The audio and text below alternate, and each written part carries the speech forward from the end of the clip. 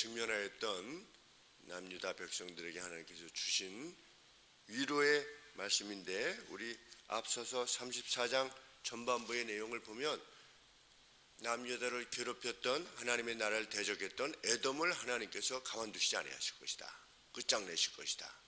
그러면서 그 내용이 쭉 무슨 내용이냐면, 그 에돔 땅이 황폐하게 되어서 온갖 짐승들이 거기서 살게 될 것이다, 이런 내용이 34장 7절 이하에서 마지막까지 이게 계속 되는 것입니다. 그래서 16절까지 오는 것입니다. 그러니까 15절까지, 34장 15절까지는 에돔이 어떻게 멸망이 될 것이냐라고 하는 것에 대해서 쭉 말씀을 하십니다. 모든 동물들로 하여금 그곳에 거처를 두고 살게 할 것이다, 에돔은 끝장날 것이다, 이렇게 말씀하신 후에 오늘 이 말씀이 주어진 것입니다. 17절에 여호와께서 그것들을 위하여, 그 동물들을 위하여 제비를 뽑으시며 줄을 띄어 그 땅을 그것들에게, 그 짐승들에게 나눠주셨으니 그것들이 영영이 차지하며 대대로 거기 가리라. 그러니까 에돔이 다시는 회복되지 못할 것이다, 이 말씀이 주어진 것입니다. 그러면서 이제 이사야의 시선이 멀리 바라보는 겁니다.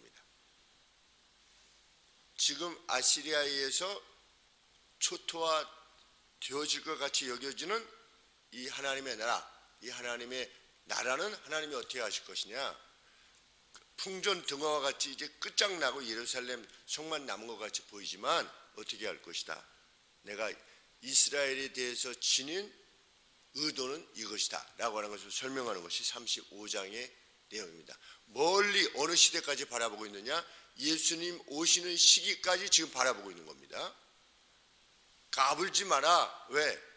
이 나라에 대한 나의 의도가 이것이기 때문에 그 누가 감히 까불지 말라는 겁니다. 내가 내 백성에 대해서 지닌 목적이 있다는 겁니다. 그것은 뭐냐, 내 백성 가운데 누가 올 것이다, 여호와의 영광이 되시는 분이 올 것이다. 그것이 35장의 내용인 것입니다. 광야와 메마른 땅, 원수에 의해서 황폐화된 상황을 말하는 겁니다. 광야와 메마른 땅이 기뻐하며 사막이 백합화같이 피어 즐거워하며 무성하게 피어 기쁜 노래로 즐거워하며 레바논의 영광, 레바논의 영광이 뭐냐면 나무와 채소랍니다. 레바논의 나무, 백향목 나무, 레바논의 채소, 이런 것들이 레바논의 영광과 갈멜과, 우리 갈멜에 사는 그 갈멜, 그리고 샤론의 아름다움을 얻게 될 것이다, 이 땅이. 그것들이 여호와의 영광, 곧 우리 하나님의 아름다움을 보게 될 것이다, 내가 의도하는 것이다, 이렇게 좀 말씀하고 계시는 것입니다. 여호와께서 오고 계시는 중이라는 겁니다. 어디에? 시온에. 지금 다 초토화될 것 같이 보이는 이 예루살렘에 누가 오실 것이다? 여호와의 영광이 오시게 될 것이다. 누구시겠습니까? 예수 그리스도십니다. 네, 보내시겠다고 약속하신.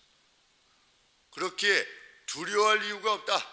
3절에 너희는 약한 손을 강하게 하여 주며 떨리는 무릎을 굳게 하여 주며 겁내는 자에게 이르기를 너는 굳세게 하라, 두려워 말라. 보라, 너희 하나님이 오사 보수하시며 보복하여 주실 것이라. 그가 오사 너희를 구하시리라 하라. 하나님께서 자기 백성의 성인 예루살렘에 대한 의지가 얼마나 분명한 것인가를 알리라는 것입니다. 그것이 하나님의 백성된 우리들을 향하신 하나님의 뜻이십니다. 선하신 목적이시고, 5절 말씀에 그때 하나님이 오실 때 어떻게 될 거다? 소경의 눈이 밝을 것이며 귀머거리의 귀 안에 있는 그 마개를 뽑을 것이며, 그렇게 이제 표현되어 있는데, 귀머거리 뭐 이렇게 막아놓으면 안 들리는 것처럼, 근데 귀마개를 뽑을 것이며 그들이 놀라운 주의 능력을 보게 될 것이다. 그때 저는 자는 사슴같이 뛸 것이며 벙어리의 혀는 노래하리니, 왜냐하면 물들이 광야에서 터져 나올 것이고 아라바 사막 안에서 내가 흐를 것이기 때문이다. 강조되는 것이 무엇입니까? 여호와께서 오심으로 인한 어떤 변화 그리고 기쁨, 이것이 자기 백성에게 주어질 것이다. 뜨거운 사막이 변하여 못이 될 것이며 변하여 원천이 될 것이며 자칼이 눕던 곳에 풀과 갈대와 부들이 날 것이다. 무엇 때문에? 물 때문에. 자, 누가복음 7장 22절 한번 보시겠습니다. 누가복음 7장 22절.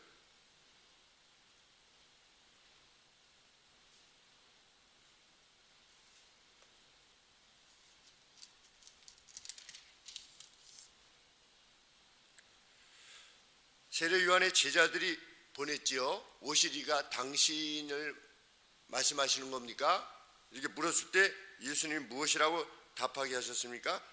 누가복음 7장 22절에 대답하여 가라사대 너희가 가서 보고 들은 것을 요한에게 구하되 소경이 보며 안진뱅이가 걸으며 문둥이가 깨끗함을 받으며 귀머거리가 들으며 죽은 자가 살아나며 가난한 자에게 복음이 전파된다 하라. 무슨 내용이냐? 여기 이사야서의 내용을 말씀하시는 겁니다.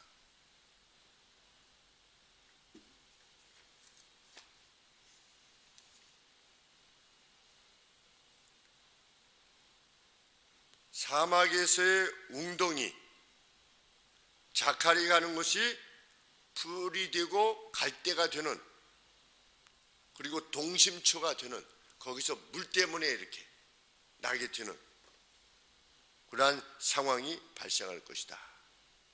계속해서 무엇이 강조되고 있습니까? 6절에 시내가 흐를 것임이라.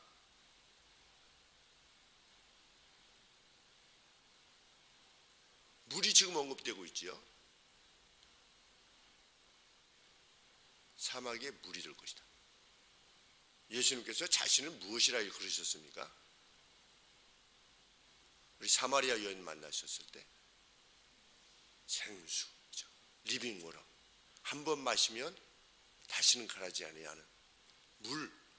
이 이스라엘에 있어서의 그 사막은 물이라고 하는 것이 생명으로서 가장 중요한 것이지요. 물이 막 가라앉은 상황 가운데서 물이 사막과 같은 상황에서 도대체 이 세상에 되어가는 일은 무엇이며 우리의 인생은 도대체 무엇이냐라고 하는 어떤 그 갈증을 끝낼 물이 공급되어질 것이다. 그래서 사마리아 여인에게 말씀하신 것입니다. 네가 내가 누군지 알았다면 내가 누군데요? 그 이사야 선지자가 언급하는 하나님의 영광인 줄 알았다면 그 이사야 선지자가 언급했던 그 물로 말미암아 완전한 변화와 기쁨을 주는, 그래서 지금 계속해서 언급되는 것이 무엇입니까? 기쁨이지요. 2절에 기쁜 노래로 노래하게 될 것이다. 6절에도 저는 자가 사슴같이 뛰며 벙어리의 혀가 노래하게 될 것이다. 왜? 물 때문에, 공급되어지는 물 때문에 예수님이 그 일을 행하신 것입니다. 그래서 그냥 그 여인이 남편이 5시 있다가 지금 남편도 남편이 아닌데 12시에 물을 기르 나올 그 뜨거운 물, 동네 사람 보고 싶지도 않고 사람이 동문회 같은 데도 이렇게 가보면, 동창회 같은 데도 가보면 그래도 나름대로 뭐 좀 하는 사람들이 주로 오는 거죠. 뭐 삶이 좀 힘들고 좀 이렇게 되면 안 오는 거예요, 이 동문들이. 그래도 자기가 살만하고 또 무엇인가 이룬 것 같고 이런 친구들이 그래도 주로 오지요. 그런데 상황이 여의치 않고 그러면 아유 그냥 가서 그냥 그 귀찮고 너 요새 뭐해? 그러는데 아 뭐 이렇게 살고 있어. 이런 거 다 싫은 거죠. 누가 그랬느냐? 그 여인이 그랬던 겁니다. 우물가의 여인이. 그러니까 12시에 물을 기르나 혼자 그냥 조용히 물 기르 나와서 가지고 가려다가 나중에 예수님 만나서 어떻게 된 겁니까? 물덩이를 그냥 버려두고 막 마을로 뛰어내려가서 와서 보라고. 그래서 동네 사람들 다 데리고 와가지고 그 마음의 기쁨 때문에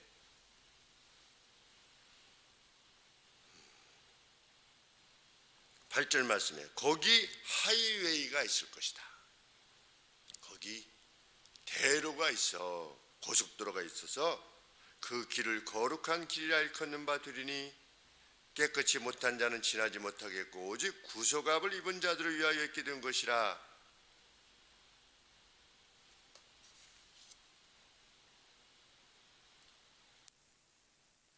그 위에 여행하지 못할 것이고 그 길을 걷는 자만이 행하는 자만을 위해서 있게 될 것이다. 그런데 제일 마지막에 우매한 행위는 그 길을 범치 못할 것이며 그랬는데 어리석은 자들이 그 위에서 방황하지 아니할 것이다. 이렇게 되어 있습니다. 원래는. 그러니까 어리석은 자들조차도 그 길이 너무나 선명해서 하이웨이니까 선명해서 내가 몰라서 그 길을 못 갔습니다 라고 할 수 없으리만큼의 확연한 길, 구속의 길, 구원의 길이 열리게 될 것이다. 예수님 스스로를 무엇이라고 말씀하셨습니까? 내가 뭐다? 뭐요다 그러셨잖아요. 예수님이 내가 길이요 진리요 생명이다 이렇게 말씀하셨죠. 내가 그 길이다 그러셨습니다. 무슨 길입니까? 이 길인 겁니다. 거기 대로가 있을 것이다. 하이웨이가 있게 될 것이다. 그 길을 거룩한 길이라 일컫는 바 될 것이다. 구속함을 입은 자들이 그 위에 걷게 되는, 그래서 생명을 얻게 되는 그 길이 있게 될 것이다. 예수님 오시기 전 700여 년 전에 우리 하나님 이사야를 통해서 예언케 하신 내용입니다. 10절 말씀에 여호와의 구속함을 얻은 자들이 돌아오되 노래하며 시온에 이르러 그 머리 위에 영영한 희락을 기쁨을 띠고 조이를 띠고 기쁨과 즐거움을 얻으리니 슬픔과 탄식이 달아나리로다. 아멘.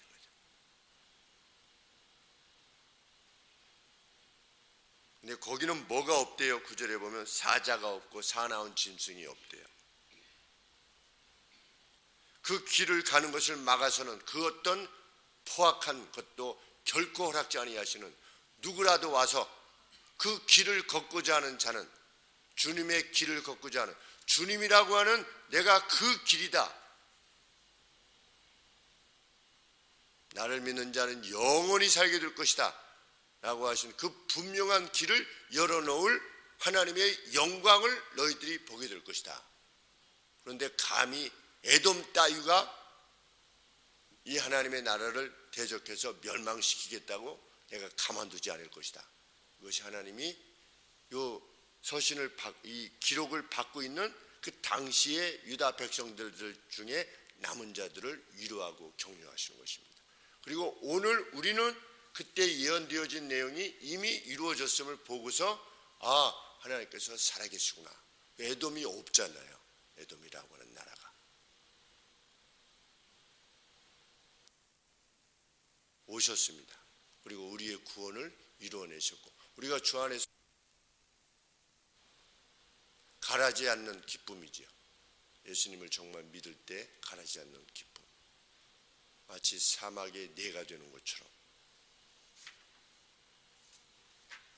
우리를 향하신 하나님의 분명한 뜻이 무엇인가를 밝히십니다. 오늘 우리들의 개인적인 인생, 교회가 직면한 것, 이 나라가 직면한 것, 참 800만이나 두신 이 땅을 하나님께서 그냥 버려두시지 아니하실 것이라고 하는 것, 우리의 분명한 확신입니다. 하나님 앞에 늘 구할 때 낙심치 아니하는, 두려움 없이 하나님 앞에 구하게 되는 이유인 줄 믿습니다. 기도하겠습니다. 하나님 아버지, 자기 백성 위에 두신 하나님의 선하신 뜻이 이러할진대 우리가 무엇을 걱정하며 우려하며 두려워하겠는지요. 하나님, 현재 주어진 것이 그 어떤 것이라 할지라도 정말 예루살렘만 남고 모두 포위되어서 더 이상 소망이 없는 그러한 자리에 있는 것 같이 보일지라도 개의치 아니하고 두려워 말고 놀라워하지 말라라고 하신 하나님의 말씀을 듣게 하여 주시옵소서. 저 구원하신 것처럼 저희들도 이내 구원하실 것이라는 것을 믿고 확신하게 하여 주옵소서. 예수님의 거룩하신 이름으로 기도합나이다. 아멘.